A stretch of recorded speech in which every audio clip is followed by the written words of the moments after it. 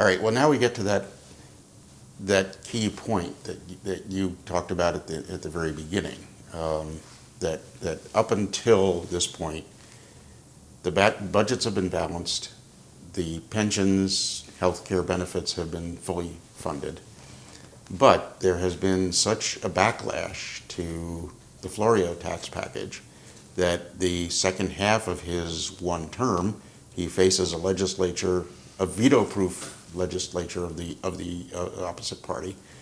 A lot of the initiatives of Florio are pushed back, and Florio is defeated for re-election by a candidate who comes in saying, I'm going to cut the income tax, I'm going to cut taxes, I'm going to reduce spending. Is that the beginning of the end for the efficacy of New Jersey's budget and tax policy? The next step is the beginning of the end. Look, if we're in a democracy, if a governor gets elected on the basis, I'm going to cut taxes, that's what the people want. But if you cut taxes by cutting spending, by economies in the government, even if I wouldn't agree with it, that's what she was elected to do. But if you cut taxes by violating the Constitution and creating problems later, that's a problem. Explain how that was done. Okay, so I was then I was the chairman of the Pension and Health Benefits Review Commission, which was set up to review pension laws before they went to the legislature. We had no power, except we give advice.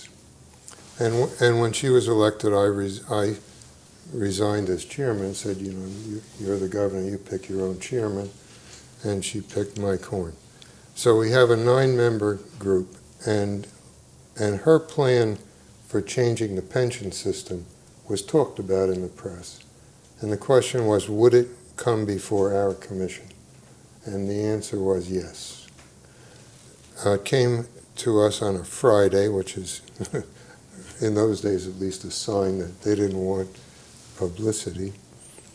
And Doug Forrester was on the commission. He was Kane's pension director.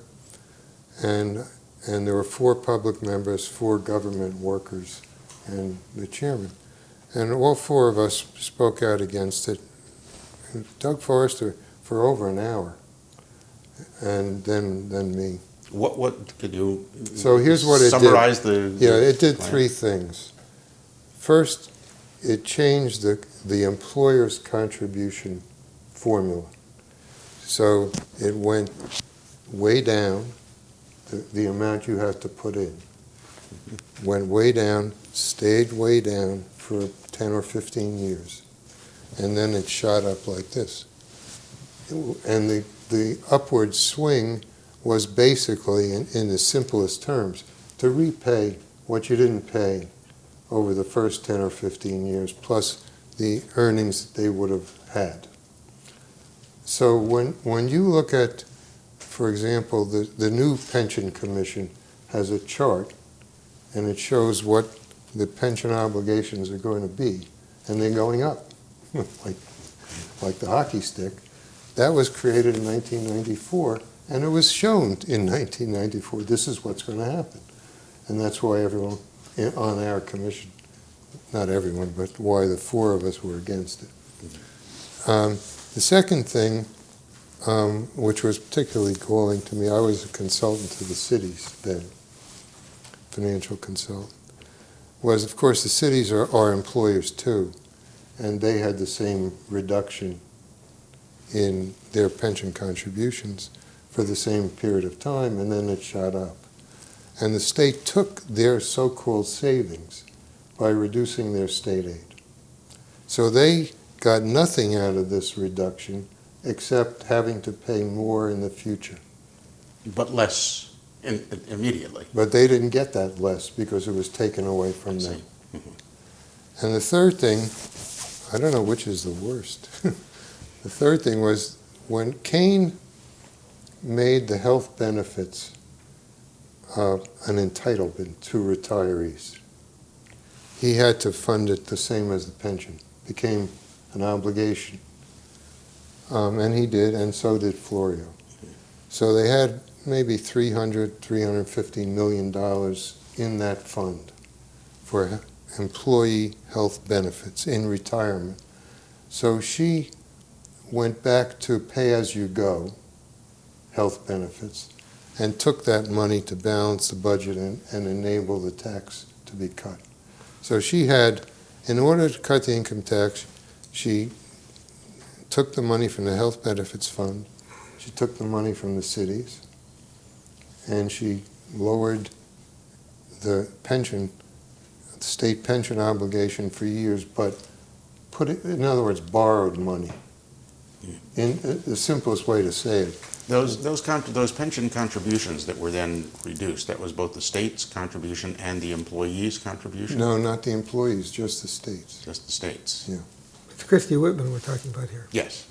Yes. So, and this was all shown, you know, this wasn't some theoretical. I think they had charts, and here's how it works, and here's what the payments are going to be year by year, and it's going to go like that. And that's where we are now. Now is where we are. So this was a pretty bad thing to do. And as a way of financing an income tax cut, it was a very bad way to go. Where were the voices warning about what it was going to mean 10 or 15 years down the road? I think there were voices that were on the op-ed pages and elsewhere, but nobody paid any attention to them. Right. It was in Saturday's Trenton Times. My picture was in there. I became persona non grata because of that. Because of this stuff, when they had the NCAA at the Sports Authority for the last time, I was sitting in a good seat, and Bob Mulcahy came over and said, "Do you mind if we hide you? The governor's coming." We don't want her to know we gave you a good seat. You know, we also realize you don't have much effect on political decision-making as an outsider. You know, you can talk to a newspaper person, but, and I tried on this and other things, which we'll talk about later, with very little effect.